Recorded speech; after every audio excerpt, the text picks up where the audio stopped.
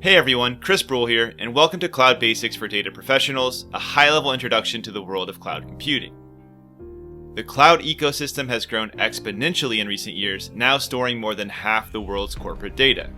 Yet most people who interact with cloud services are unaware of what's going on behind the scenes, until now. In this course, we'll set the stage by defining what cloud computing means and why companies rely on it. We'll also draw comparisons against traditional on-premise computing and explore how different types of data professionals interact with cloud technology.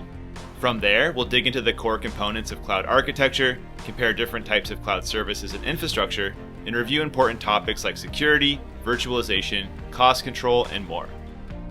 Next, we'll explore the modern cloud landscape and compare services offered by key players like AWS, Microsoft Azure, and Google Cloud.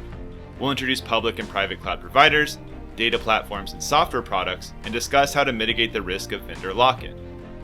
Last but not least, we'll walk through unique demos and real-world use cases to showcase how you can begin to leverage these services as a data professional, including workflows built on AWS, Azure, GCP, and Snowflake.